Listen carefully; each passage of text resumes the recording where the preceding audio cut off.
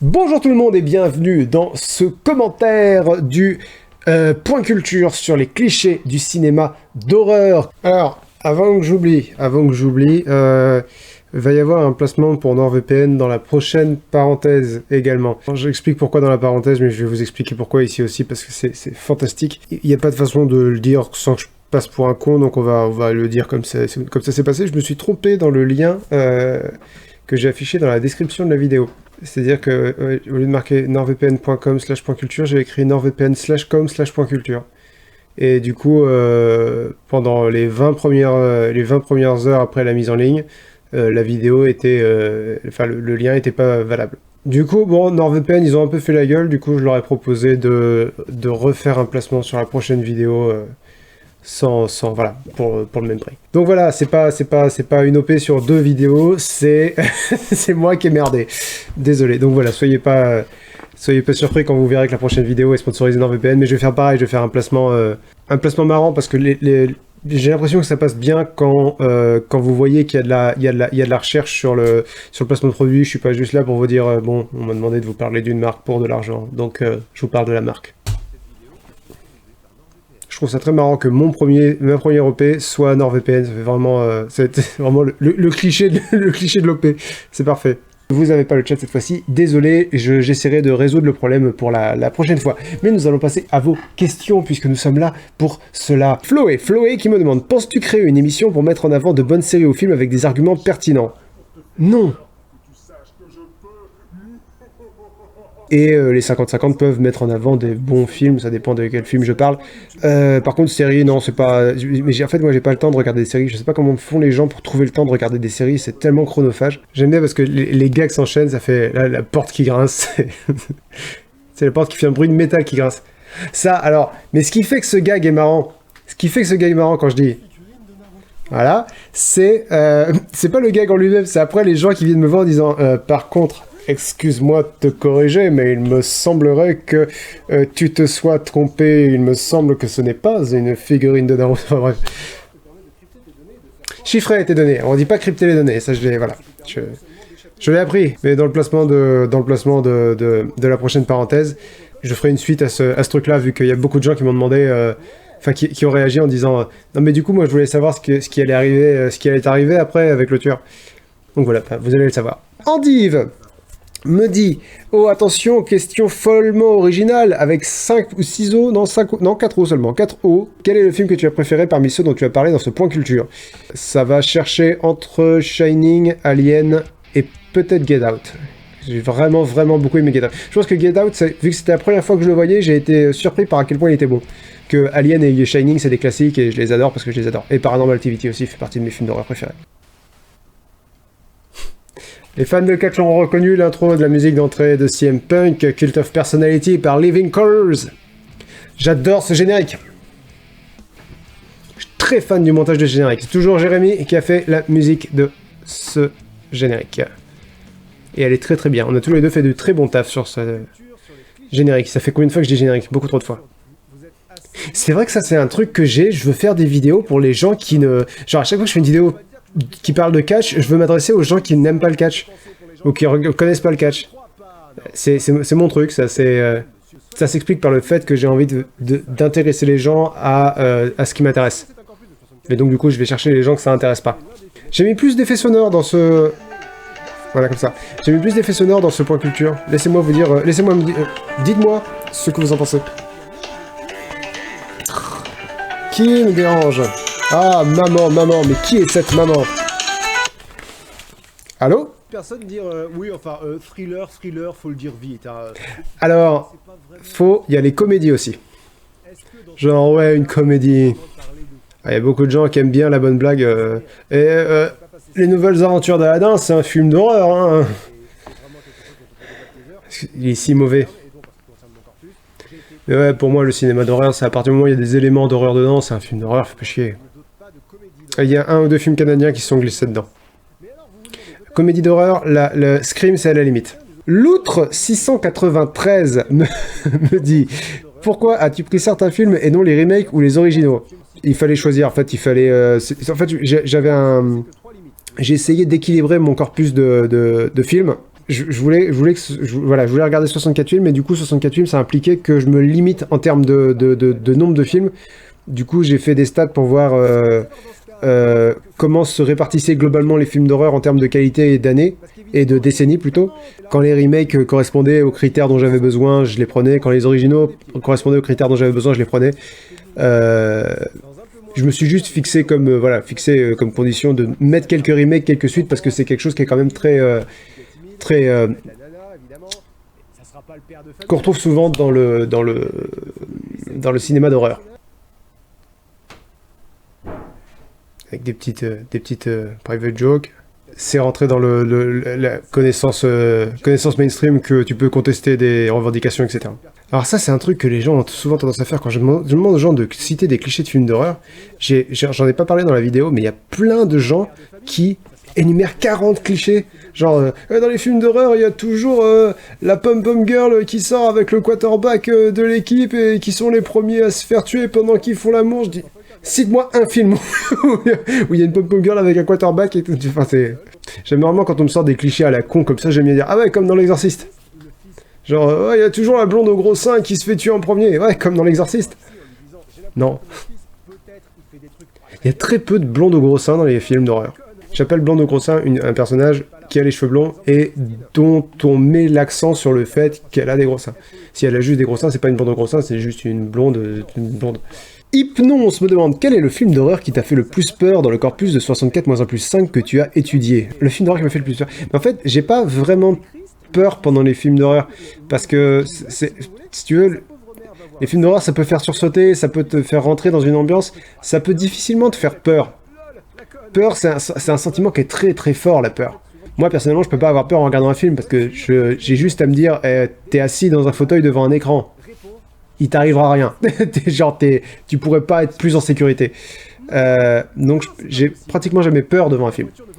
Maintenant, il y a des films qui me font impression, et je trouverais ça injuste de pas te parler de celui qui n'est pas dans le corpus, mais que j'ai vu après, pour la parenthèse qui sort dimanche, là.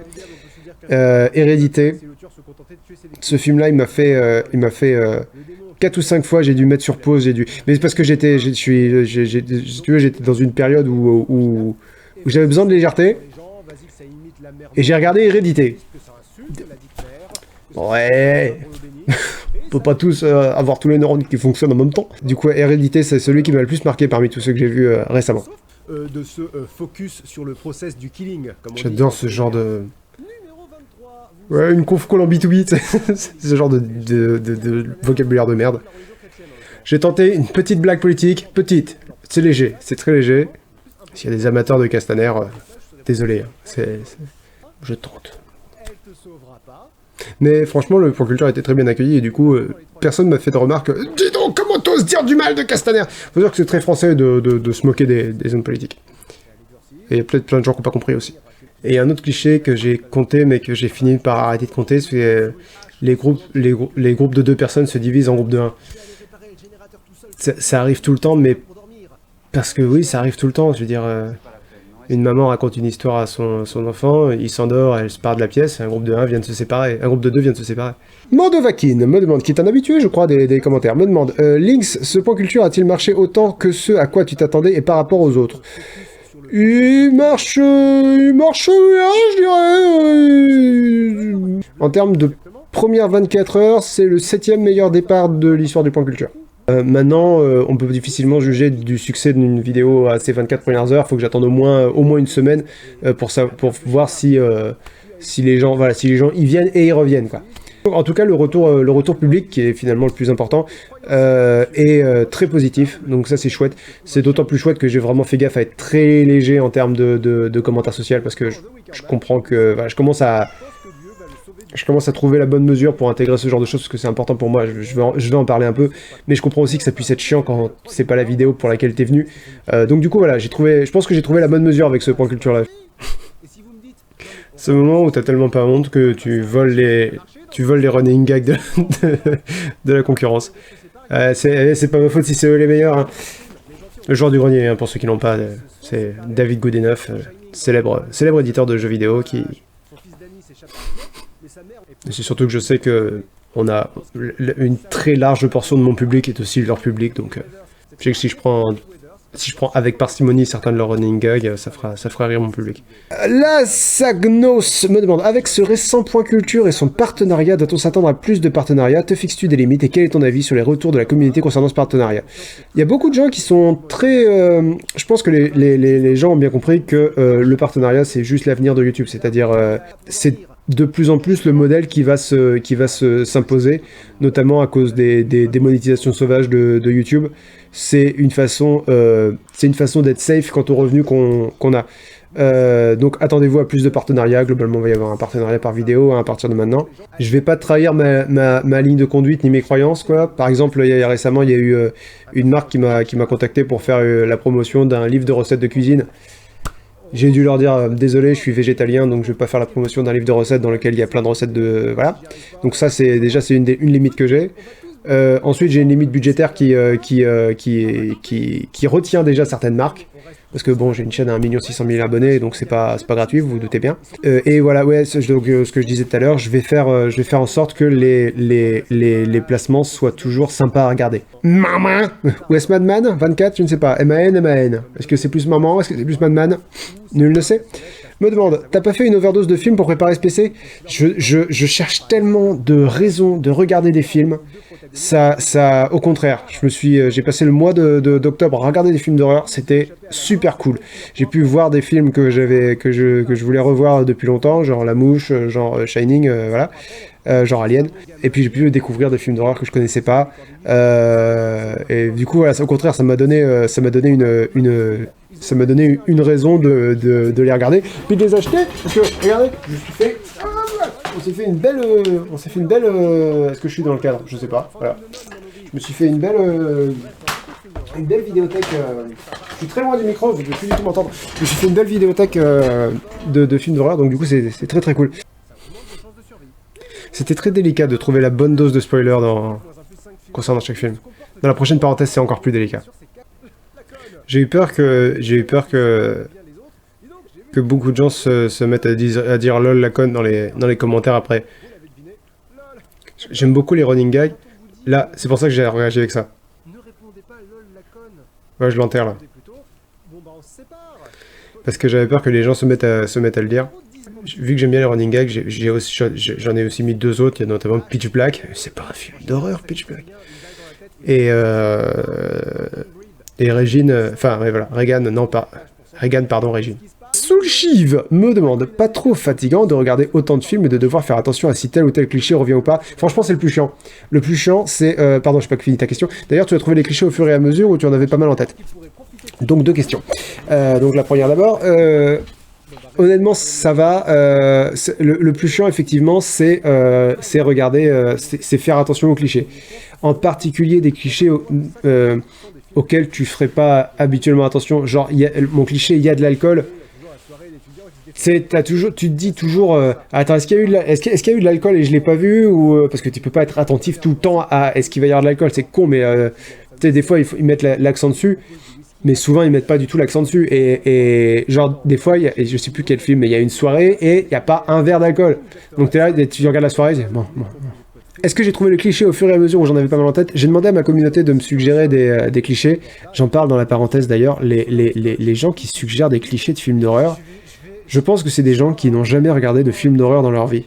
Donc du coup, en vous demandant votre avis, j'ai pioché dans vos idées, j'ai gardé une liste de 100 clichés, et en regardant mon corpus, j'en ai ajouté 8 en plus dans la liste des 100.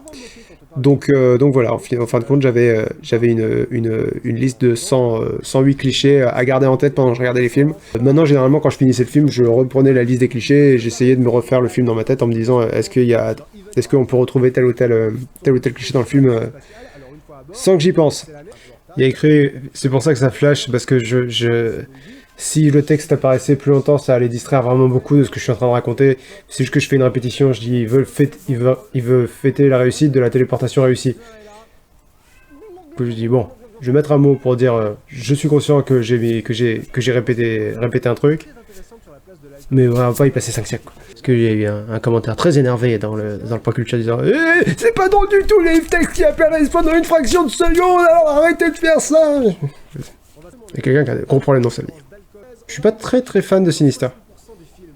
C'est juste que je me suis rendu compte que dans la narration, dans mon écriture, ça revenait souvent.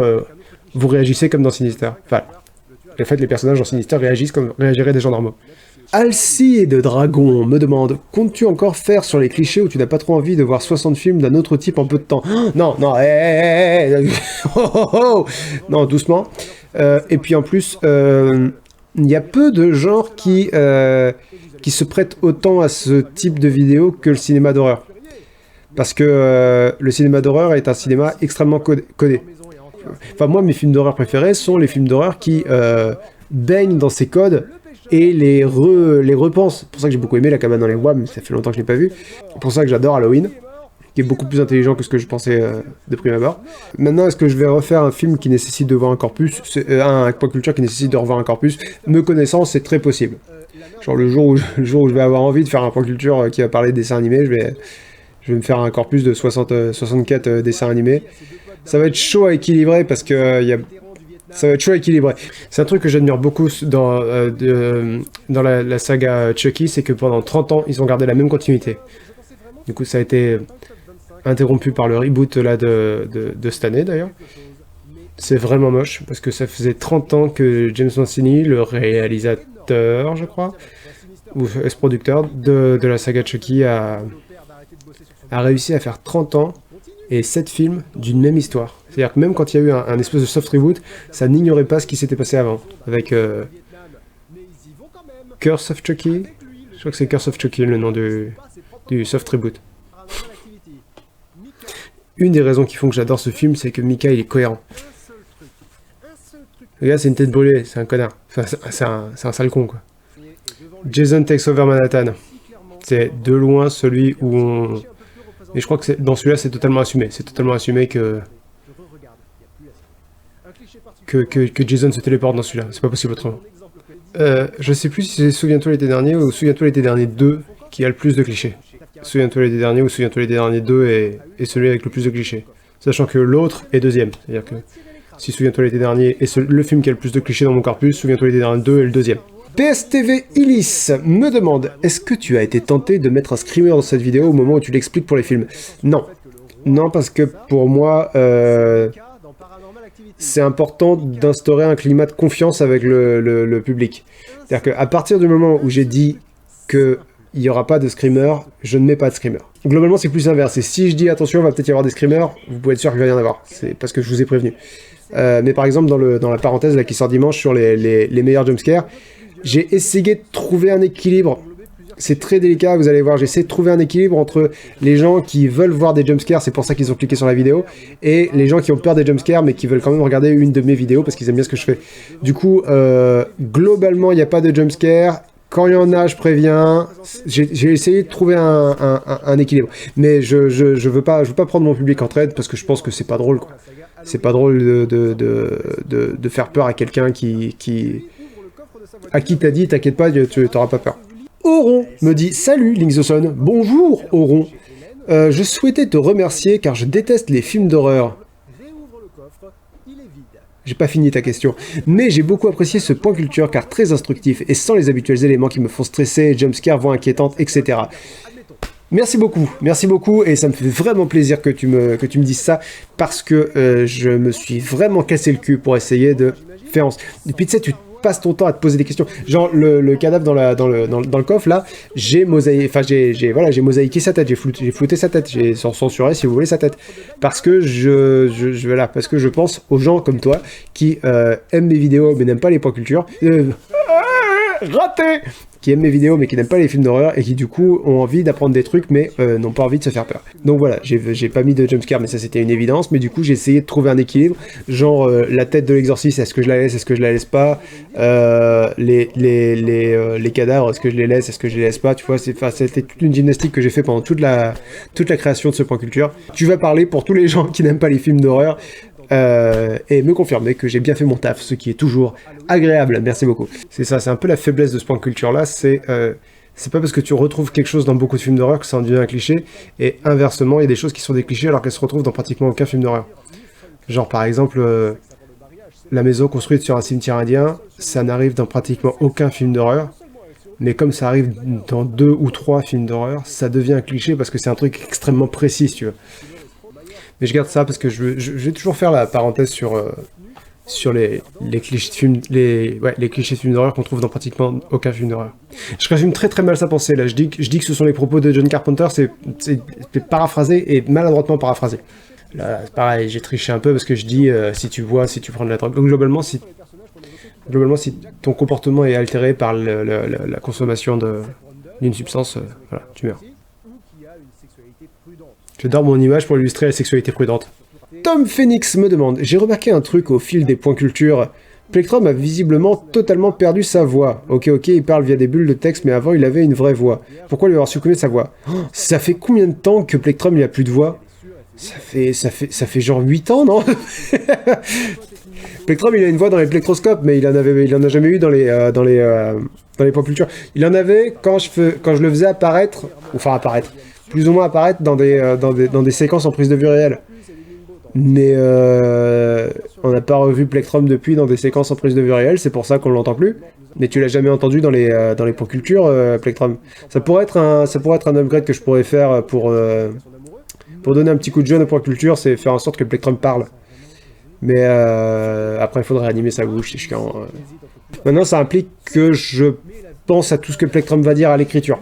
Et c'est pas comme ça que je travaille habituellement. Habituellement Plectrum c'est vraiment affaire de un tout petit peu écriture, mais surtout montage. Ça j'adore. Le fait que s'il avait été vierge, il aurait survécu. Enfin, s'il n'avait pas été vierge, il aurait survécu. Et puis il est déguisé en bouffon pendant la parade. Donc pour full, ça passe aussi. Elle est très bizarre cette scène. La scène où elle danse pour essayer de l'hypnotiser pour... Ouais, elle danse toute nue. C'est bizarre. Disciple of Beer me demande... Coucou. C'est pas du tout une salutation de Disciple of Beer, coucou. Quel est ton film d'horreur préféré? Non, quel est ton série de films d'horreur ultime et au contraire celui qui t'a le plus déçu parce qu'on te l'avait survendu par exemple ou que tu étais très hype pour le voir? Eh bien écoute, je vais aller sur Letterboxd. Il y a 2 choses que ce point culture m'a fait découvrir et que j'en suis vraiment très content. C'est d'une part le site Letterboxd, donc letter comme une lettre, box comme une boîte avec un D à la fin, Letterboxd. Qui permet de faire des listes, de classer tes films. C'est un site social, si vous voulez m'ajouter, si vous voulez me suivre dessus. Mon pseudo c'est Link the Sun, je suis pas très bien caché. Donc voilà, si vous voulez, vous pouvez me suivre dessus pour avoir mes avis sur les films que je viens de voir, pour savoir quel film je viens de voir. Et puis aussi pour voir mes listes, parce que j'aime bien faire des listes. Donc Letterboxd d'un côté, et de l'autre côté la chaîne YouTube Dead Meat qui fait des kill count, c'est-à-dire ce que le body count aurait pu être, mais n'a jamais été. Qui est présenté par un gars qui s'appelle James et Janice et qui est très agréable. J'aime beaucoup sa façon de présenter les vidéos, et j'aime beaucoup la série Kill Count, et le gars a un amour pour les films d'horreur qui est communicatif, et du coup c'est très très bien. Donc voilà, je suggère sa chaîne Dead Meat, comme viande morte. Alors, sort by my rating. J'aime beaucoup les sagas Halloween et Vendredi 13. Je crois que c'est mes 2 sagas de films d'horreur préférés, vu que tu demandais saga entre autres. En termes de films, Freddy un petit peu moins, parce qu'il y a un gros ventre mou. Tu me diras, dans Jason et dans Halloween aussi, il y a un ventre mou. Halloween, c'est chaud, hein. C'est chaud. Mais j'ai l'impression que les sagas de films d'horreur, plus elles sont parties hautes, plus elles sont descendues bas. C'est-à-dire que Halloween, le premier film, c'est vraiment un chef-d'œuvre, et ce sera difficile de me faire changer d'avis. Et alors, ils se sont cassés la gueule, mais drastiquement après, jusqu'à donc Halloween. Merde, comment il s'appelle, cet étron fumant là, où il y a le rappeur, je sais plus son nom, qui fait un spinning kick à Michael Myers. Je sais plus. Halloween Résurrection, je crois. Vendredi 13. Il y a Jason Goes to Hell qui est... Moi je l'aime bien, il est pas bon, mais moi je l'aime bien. Et Les Griffes de la Nuit, il y a... globalement il y a Freddy 4 à 5 ou 4 à 6, je sais plus, qui sont vraiment pas bons. Et inversement, des films qu'on m'avait vendus comme étant des putains de chefs-d'œuvre et que... j'adore la saga Saw aussi. Qu'on m'avait vendu comme étant des putains de chefs-d'œuvre et que finalement... non. La saga des Piranhas, des 2 Piranhas, la récente, je les ai vraiment pas aimés. Ils font un peu trop... Je veux dire qu'un film d'horreur soit con, d'accord, mais là, il y a con et con, quoi. Puis surtout, au bout d'un moment, si tu veux, la sexualité fait partie des films d'horreur. C'est un truc qui est inscrit. T'es pas obligé d'en faire un porno non plus. Au bout d'un moment, c'est un peu gênant. Si tu vois, si c'est gratuit, si c'est... J'ai rien contre le porno, mais pas dans mes films d'horreur, si vous voulez. Ouais, alors Human Centipede, j'ai vu que le premier, et on me l'avait vendu comme « Ah, tu vas voir, c'est crade, c'est... » Et on m'a vendu le 2 et le 3 aussi, du coup je me méfie, mais que j'ai pas encore vu. J'ai été très déçu, dans le sens où c'est vraiment le film, le synopsis est meilleur que le film lui-même. C'est-à-dire le synopsis, tu te dis « Ah, c'est dégueulasse !» Et en regardant le film, tu te dis même pas ça, quoi. Tu t'es obligé de faire le travail mental de te dire « Ah, il est en train d'arriver ça », alors que... Parce que les acteurs ne le transmettent pas, l'histoire ne la transmet pas, enfin j'ai trouvé le film juste mauvais. J'ai pas aimé Rec non plus. J'ai pas très très fan de Rec, ce qui est bizarre parce que j'aime beaucoup les films d'horreur en caméra embarquée. Genre, je dis, Paranormal Activity fait partie de mes films d'horreur préférés. J'ai adoré le projet Blair Witch. Mais voilà, Rec, j'y suis resté un peu hermétique. Maintenant, il faudra peut-être que je le revoie aujourd'hui. Peut-être que mes goûts en termes de films d'horreur ont un peu évolué. Ça m'a... Pendant le film, j'étais en train de me dire, non, ils ont pas fait ça quand même. Ils ont pas fait ça. Putain, ils ont fait ça. Quelque chose, c'est vrai. Moi, c'est le moment où dans les hautes herbes, elle est un petit peu trop loin. Ça sert à rien. Dans ma liste de clichés à vérifier... Tellement de gens dans les commentaires. Ah bah c'est comme dans la vraie vie alors... Ça, c'est tellement efficace. C'est tellement bon. Il y a des trucs comme ça qui sont efficaces à chaque fois. Genre par exemple le moment où le méchant se vend en disant un truc qu'il est pas censé savoir. Genre dans Harry Potter et la coupe de feu. Comment c'était au cimetière? C'est le moment où tu comprends avec Harry qu'il a pas parlé de cimetière. Oh, alors j'ai nettement plus... je pense que la vraie définition de l'ironie dramatique n'englobe que la deuxième définition que je lui donne. Mais quand j'en ai entendu parler... à l'ESRA, on m'a dit que ça correspondait aux deux définitions. Mais j'ai plus revu qui que ce soit. Du coup, je suis un peu dans une situation de merde où Internet me dit... Enfin, voilà, tous les sites d'Internet me disent... l'ironie dramatique, c'est juste quand tu sais quelque chose que le personnage sait pas. Mais mes cours de l'ESRA, donc des vrais cours que j'ai eus, me disent que ça correspond aussi à quand les personnages savent quelque chose que tu ne sais pas. Genre ce qu'il y a dans la mallette dans Pulp Fiction. C'est quoi ça? Oh, le rond, il est pas bien. Ah, je l'avais pas vu, merde. Oh, ça, c'est génial. Le perroquet qui explose et le père de famille qui dit sûrement une fuite de gaz. Le perroquet a explosé après les avoir attaqués, quoi. C'est génial. Et après, le père dit bon, si c'est pas une fuite de gaz, c'est peut-être des mauvaises graines, qu'est-ce que je sais? Ton perroquet a explosé, mec. En tout cas, pas un animal plus gros qu'un lapin adulte. Numéro 6. Référence à Kaamelott, vous êtes nombreux à l'avoir eu. Ça, je prends le temps de l'expliquer, mais c'est un peu évident. Il y a très peu de gens qui ont eu la référence à Halloween 3. Ça, c'est une référence à Children of the Corn. Qui est en fait un connard, la Pom-Pom Girl, et aucun ne s'est retrouvé dans le top 25. Il y en a même qui se sont trouvés très loin du top 25. Je garde ça pour quand je ferai la parenthèse sur les clichés de films d'horreur qu'on trouve dans aucun film d'horreur. Kratos du 17 me dit « Hey Lynx, bonjour Kratos ! Est-ce qu'il y a des clichés que tu voulais aborder mais que tu n'as pas fait ?» Non, et c'est précisément pour ça que j'ai fait un top 25, c'est parce que dans les 5 derniers, il y avait des clichés dont je voulais absolument parler. Et ça m'aurait fait chier de les enlever, donc du coup, bah, j'ai étendu le nombre d'entrées dans mon top. Narix210 toujours, hors point culture, me demande. Les 2 derniers points culture et les re-uploads étaient axés sur des références un peu geek, entre guillemets, / populaire, même si j'aime pas ce mot. Bah, tu peux juste dire pop hein, si t'as envie. T'aimes peut-être pas ce mot non plus. T'es un peu compliqué en termes de mots, hein. Je refuse de lire ta question. Penses-tu parler de sujets plus élitistes pour les prochains... Oh la vache. Ah ouais, t'as un problème avec ton vocabulaire, mec. C'est genre... Oh, je déteste ces sujets d'une vulgarité. Est-ce qu'on peut parler de vin rouge, par exemple, ou de... Bref, on s'est compris. Est-ce qu'on peut parler de sujets plus académiques que des sujets plus... ouais, si, plus populaires, dans le sens voilà, dans le sens noble du terme, on va dire. Comme par exemple les figures de style ou l'introduction à la musique classique, j'ai bien compris. Bah, du coup, c'est des sujets qui demandent beaucoup plus de précision, des sujets qui demandent plus de taf, mais c'est pas exclu, c'est aussi des sujets que j'aime beaucoup. Le fameux point culture sur... c'est large, c'est large de chez large, mais un point culture sur les romans, les romanciers français ou les romans français ou la littérature française carrément, mais ça, littérature française c'est un énorme morceau, ça me demande d'englober en plus le théâtre et la poésie, du taf, mais c'est pas faisable. Donc ça c'est un truc que je voudrais faire. Point culture sur la peinture, sur l'histoire de la peinture, ça c'est vraiment un truc que je ferais faire aussi. C'est pas inconfaisable, inconcevable ni infaisable. Inconfaisable. Alors, je vais le dire parce que... Attends, je peux pas revenir en arrière.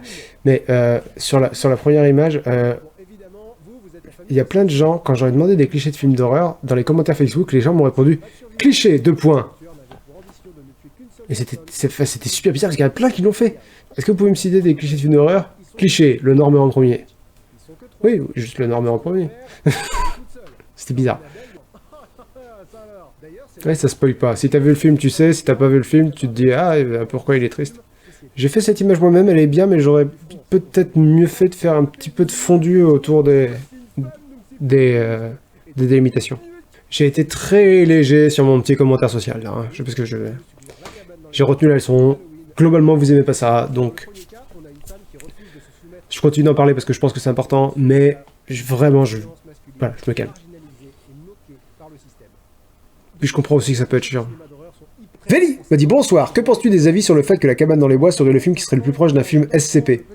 Oh, c'est pas con du tout, j'avais pas fait le rapprochement, mais effectivement, c'est incroyablement ça. Tout l'univers SCP donne envie qu'il y ait des vrais bons jeux vidéo dessus, des vrais bons films dessus. C'est pas con du tout. C'est même très pertinent. Il y a plein de très bons films d'horreur avec plein de jumpscares. Ah, ça fait beaucoup rire. Si je reprends pas les NMT, il va y avoir beaucoup de gens malheureux. Mais je peux parler des NMT maintenant, mais je peux pas continuer juste pour rendre les gens heureux non plus, donc... Je réfléchis toujours. C'est une photo de Jérémy, c'est une photo que Jérémy a prise. Ça, c'est une photo que j'ai prise moi. C'est incroyable de penser ça, mais oui, c'est bien moi qui ai pris cette photo. Jérémy vend d'ailleurs ses photos, si vous voulez voir, sur Etsy. C'est cher, mais c'est des photos et c'est des belles impressions, donc... Enfin, la vérité, c'est que là, j'en ai un petit peu marre des films d'horreur. Si tu voulais, après j'ai dû me dépêcher de faire la parenthèse pour ce que je vous expliquais en intro là, concernant le placement. Mais là, je commence vraiment à en avoir à saturer, quoi. J'aurais bien aimé faire une petite pause entre le point culturel et la parenthèse. Et du coup, j'ai pas fait de pause. Et du coup, là, ça commence à tirer un peu. J'ai envie de tourner mon let's play sur 2K20. J'ai envie de faire des trucs un peu plus légers, un peu plus cons, enfin un peu plus. Mais bon, bah, voilà. Là, je viens de finir la parenthèse sur les jumpscares, donc elle devrait sortir dimanche qui vient. Je pense que le commentaire devrait sortir avant parce que ça se monte plus vite. Je perds des abonnés. Donc si elle vous a plu, il y a plein de gens qui sont tristes de ça, mais c'est pas triste, c'est le jour où je sors la vidéo, je perds des abonnés, mais le reste du temps j'en gagne, donc en moyenne j'en gagne. Raptor 2R575 me dit, j'ai une deuxième question. Oh là là, mais non, Raptor, tu te vannes tout seul parce que j'y arrive pas. Quel est le tueur de slasher movie le plus original que tu as vu, celui qui t'a le plus surpris en gros, et désolé pour mes fautes d'orthographe. Y a pas de souci. Le tueur de slasher movie le plus original que tu as vu. J'aime bien mes classiques, moi, dans les slashers. Du coup, je sors peu de ma zone de confort en termes de slasher. Il y a un film que j'ai très envie de voir, mais que j'ai pas encore vu. Un film où Bill Goldberg, le catcheur, joue le Père Noël. Et apparemment, le pitch du film, c'est que le Père Noël, il est sympa parce qu'il est prisonnier d'une malédiction et à un moment, la malédiction est rompue et du coup, le Père Noël redevient un espèce de démon. Ça joue sur le fait que le Père Noël a des super pouvoirs et que du coup, ça redevient un connard. Enfin, c'est... J'aime beaucoup l'idée, donc j'ai très envie de voir ce film. King Bradley 45 me demande, pendant ta recherche de films d'horreur, es-tu déjà tombé sur les Cube? Cube, j'ai vu le premier et le deuxième, j'ai été déçu par les deux. Donc du coup, voilà. Voilà, on va s'arrêter là. Merci à tous d'avoir regardé cette vidéo et on se dit rendez-vous dimanche pour la parenthèse et sinon, bah, à la prochaine pour de nouvelles aventures. Salut!